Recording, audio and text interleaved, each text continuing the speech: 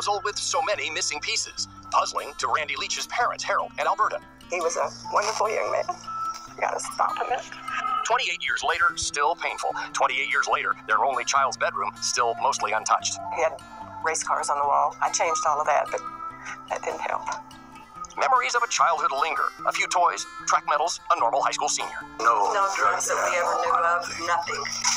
April 15th, 1988, Randy left that Friday night in his mother's car. Randy arrived at a party. A lot of stories. A lot of stories, but little clarity. Various witnesses later claimed Randy couldn't walk, and by one Saturday morning seemed in bad shape. Randy, last seen around 2 that morning, vanished into a dark night. As Saturday dawned, it dawned on Harold and Alberta that their son had not made it home. Something's wrong. That's all we knew. An early morning dash to the party scene only fueled their angst. No sign of Randy, and they believed a Leavenworth County Sheriff's Office that treated him as a runaway. The Leach's worried detectives delayed talking to classmates at the party, and records confirm waited 5 weeks to search the scene. We had people out here the very next day. I'd say 15 to 20 people, family and friends, walked the area, but they're not investigators. They're not policemen to know what to really... Pieces to their puzzle before it's too late. Oh, I feel like he's with me, but don't they have me? And you don't know. Right. That's the hardest part. Yes, the hardest. We've got to know.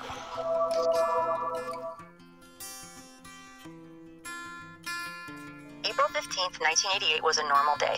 Randy took his new mower out for a job, and when he finished working, he left home and picked up a friend named Steve Daughtry.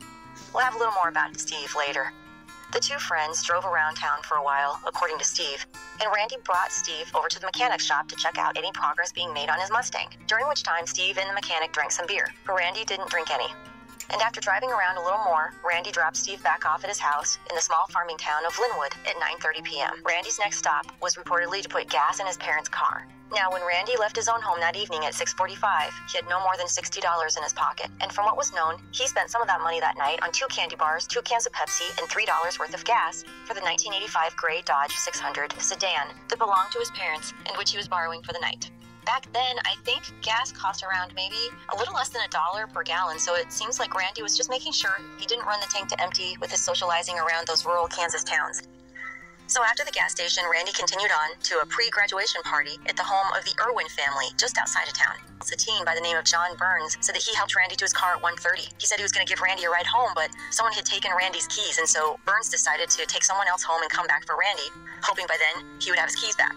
Then he left, and Randy lay down in the front seat of his car. John said that when he returned, Randy and the car were gone. Who had Randy's keys that night? A couple other people said they saw Randy inside the Irwin house at 2:15 a.m., apparently waiting in line to use the bathroom, and then he left either by himself or alone. Where did Randy go after the party? The next morning, Alberta's brother, who was a police officer, visited the Irwin farm, and the party, which had actually included a large bonfire, was already cleaned up and there was no sign of a party there. These people were reportedly selling alcohol to minors. There were students there getting ready to graduate, their classmates, their friends, their siblings, people from out of town, and there were people there of all ages and from a lot of different areas. The Irwins had made a punch spiked with 150 proof alcohol, and they were selling it for $3 a cup. April 16th, 2018 will mark the 30th anniversary of the disappearance of their only child, Randy Wayne Leach.